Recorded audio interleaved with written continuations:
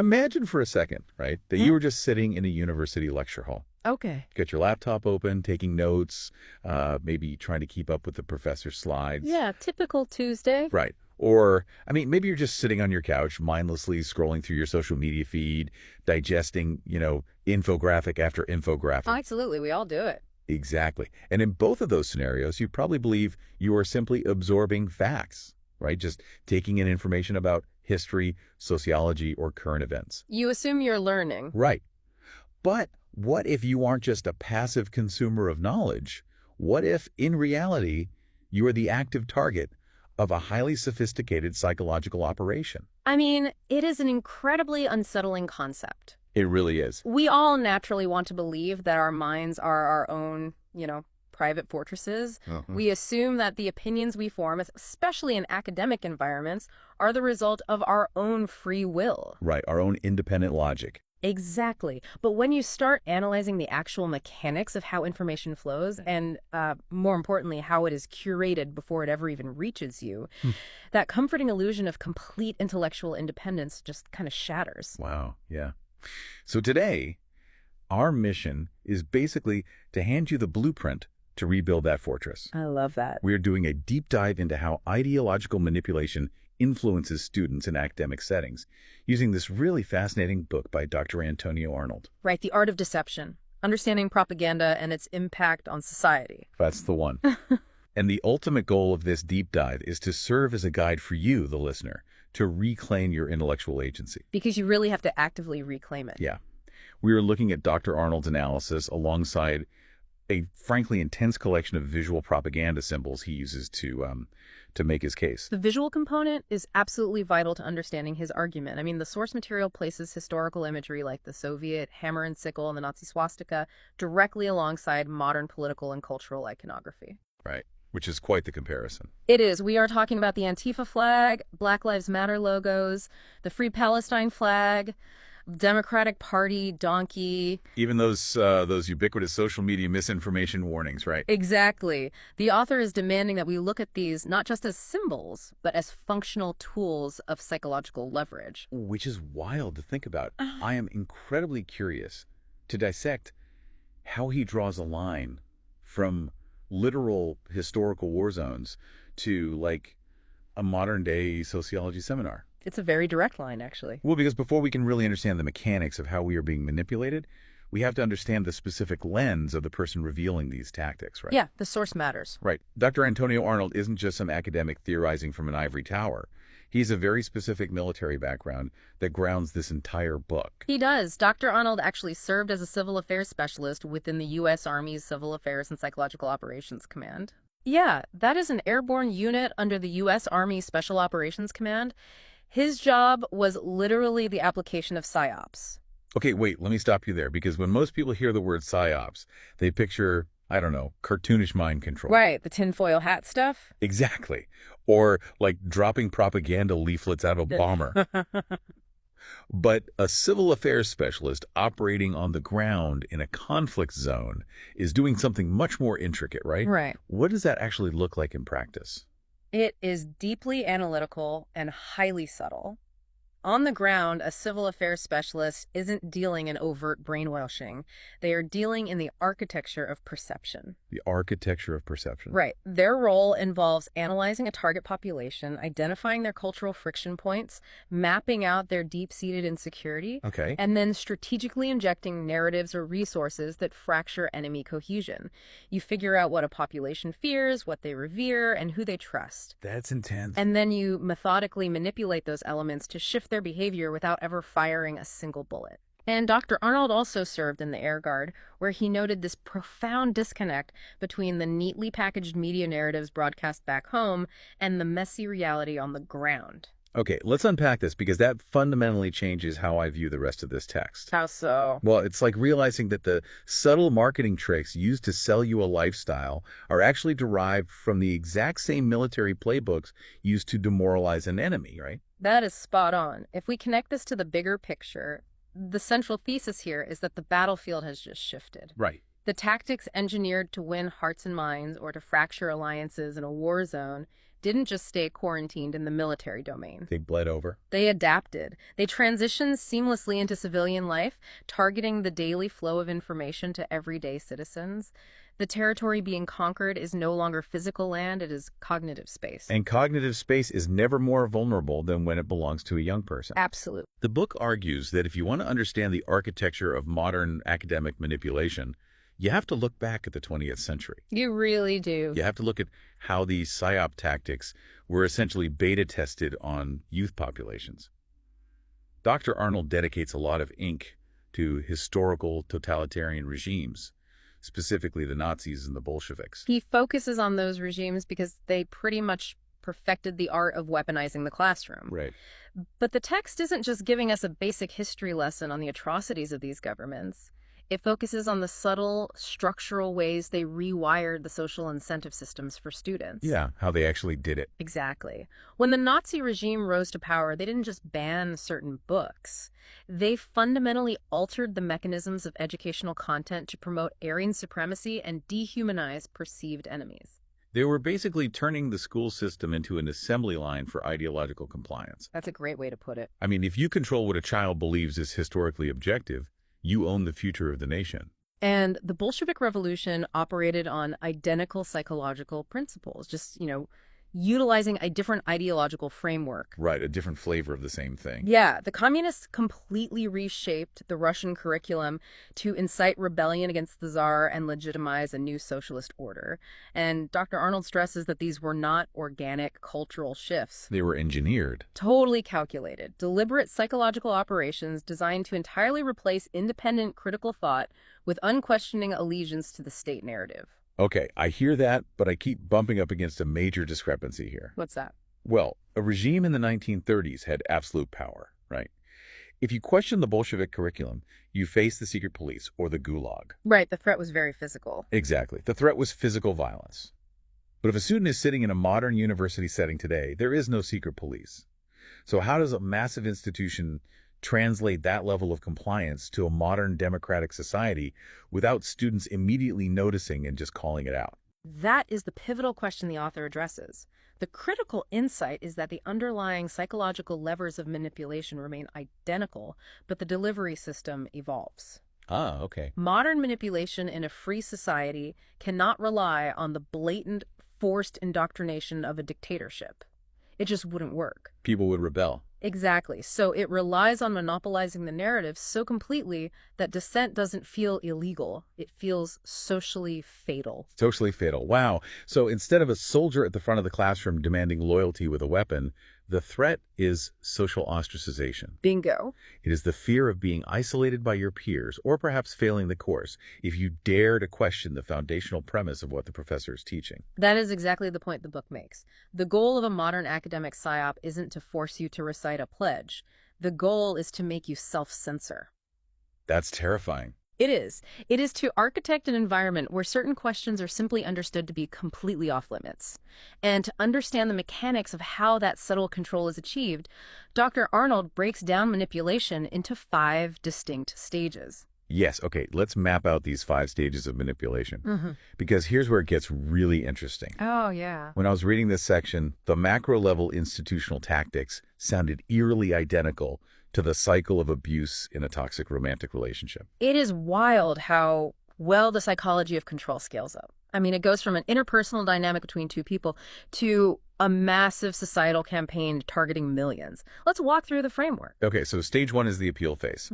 In a toxic relationship, this is basically the love bombing phase. Right. The manipulator showers the target with praise, studies their deep-seated insecurities, and says exactly what they want to hear to create a sense of emotional dependency. Exactly. And the author argues that in an academic or political setting, this is the institution appealing to a student's innate desire to be good, right? To be on the right side of history, or to feel intellectually enlightened. And the neurological mechanism here is crucial, isn't it? It is. When a student's values are validated by an authority figure or an institution, it triggers a massive dopamine release. It builds rapid, totally unearned trust. Wow. So they let their guard down. Exactly. Yeah. The target drops their critical defenses because they feel deeply understood and morally validated. The institution identifies what the student cares about most: perhaps, justice, equality, or compassion, and presents itself as the sole guardian of those virtues. Which perfectly sets the trap for stage 2, the bully phase. Right. In a relationship, this is when the mask slips. Right. They start testing your boundaries, applying covert pressure. Yeah, testing the waters. And on a campus, according to the text, this is when the narrative begins to demand compliance. The student is told that to truly support those virtues of justice or equality, they must adopt a highly specific, rigidly defined academic framework. And if they don't, they're suddenly viewed with suspicion. Right. And if the student attempts to maintain their independence or questions that framework, the pressure escalates to stage 3, the guilt trip phase. Yeah. This is where the gaslighting really comes in. The manipulator twists the narrative and shifts the blame. By design. Right, entirely by design. Yeah. If a student questions a biased curriculum, the institution or the prevailing campus culture tells the student that the mere act of questioning is evidence of their own ignorance. Or their privilege, or some deep moral failing. Exactly. The goal is to induce severe cognitive dissonance. You make the target question their own sanity and judgment. Which is so messed up. It is. If they feel guilty enough, they will abandon their critical thinking just to regain that moral high ground the institution promised them back in stage 1. But I'm stuck on how this bypasses the faculty.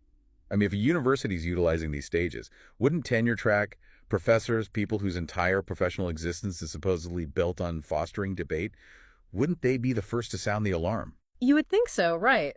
But Dr. Arnold's framework suggests that professors are often caught in the exact same psychological cycle. Really? Yeah. The institution creates an environment where questioning the prevailing orthodoxy is a career ender.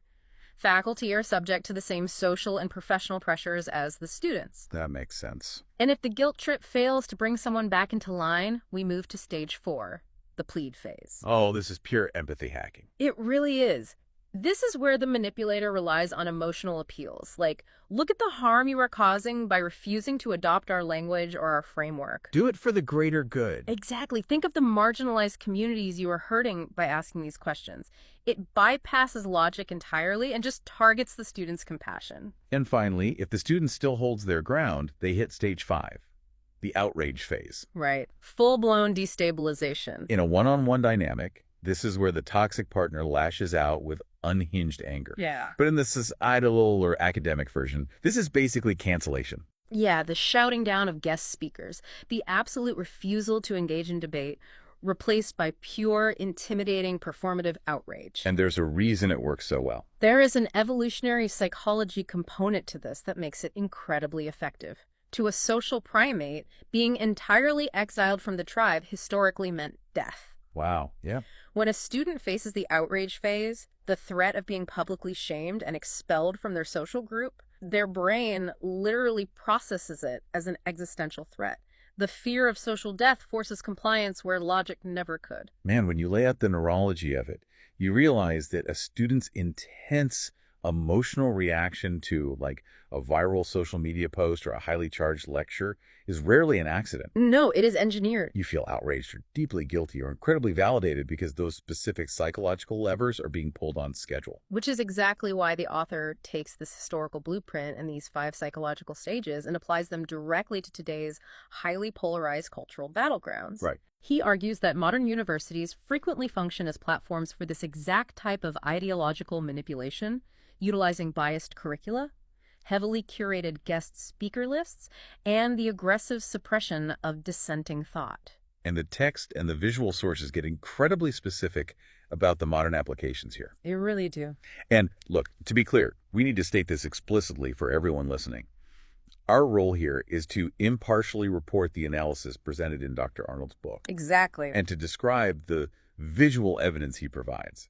We're examining his argument about how these symbols function totally regardless of our own political leanings. Right, we were just looking at the mechanics. The book notes that critics frequently accuse modern political entities, specifically highlighting the Democratic Party, of employing psyops, intimidation tactics, and strategic messaging. Okay. The author cites arguments that these methods are systematically used to heavily influence minority groups, such as Black American communities, and liberal voters in an effort to consolidate political power. And the sources explicitly link modern institutional frameworks and cultural movements to the historical methods of psychological manipulation we just discussed, right? Yes, very explicitly. The text calls out diversity, equity, and inclusion programs, DEI, as well as the imagery associated with the Black Lives Matter movement, the Free Palestine flag, and Antifa imagery. And the visual sources we are reviewing are quite provocative in how they frame this. Very much so. We are looking at a collection of images where modern mainstream media logos, social media influencer icons, and the Democratic donkey are explicitly paired alongside historical flags of the Soviet Union and Nazi Germany. So the visual argument being made here is that there is a direct, unbroken continuum of propaganda. Precisely. The technological tools have evolved from, 1930s radio broadcasts to highly sophisticated TikTok algorithms and mandatory university DEI seminars. But the ultimate goal, ideological control and behavioral compliance, remains identical. Right. The author posits that just as the Bolsheviks used the hammer and sickle to rally a specific emotional response, enforce an ideology, and identify who was compliant and who was a dissident, Modern movements use their respective symbols to do the exact same thing within the halls of academia. Exactly. They function as behavioral compliance tests. So what does this all mean? Like, how does that actually work mechanically? What do you mean? I keep putting myself in the shoes of a 19-year-old student walking across the quad. If they're surrounded by these highly charged symbols, an Antifa flag in a dorm window, a Black Lives Matter logo embedded in a sociology syllabus, a Free Palestine protest blocking the student union, how does the mere presence of those symbols act as a mechanism of compliance? Well, according to the book's framework, these symbols and their associated curricula often establish a strict binary. Okay. Take a heavily politicized DEI framework, for example. The critique is that it rarely presents itself as one of many sociological theories to be debated. Instead, it presents itself as absolute moral truth. Ah, I see. You are either an active ally or you are complicit in oppression. There is no neutral ground allowed. So by removing the middle ground, the institution basically forces the student into the bullying guilt phases. Exactly. The syllabus inherently demands compliance because questioning the material is framed as an act of moral violence. Yeah. This raises an important question, right? Something mentioned in the outline for this deep dive, the ethics of influence. Right. Because all education is, by definition, an attempt to influence a student's mind. So where is the line drawn between genuine, objective education and a coordinated ideological psyop? The line is drawn at institutional accountability and the tolerance for dissent. Okay, unpack that. Genuine education teaches a student how to think.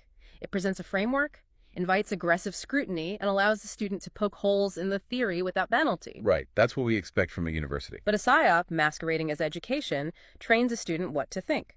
It presents a politicized framework as unquestionable dogma. And if they challenge it? If the student challenges it, they are subjected to the outrage phase penalized with a failing grade, social ostracization, or disciplinary action.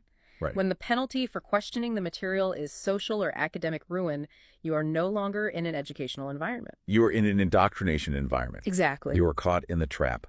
And knowing how the trap is built is the first step to dismantling it. Absolutely. Yeah. Dr. Arnold doesn't just outline the architecture of this manipulation. He frames his conclusion as a tactical guide for resistance.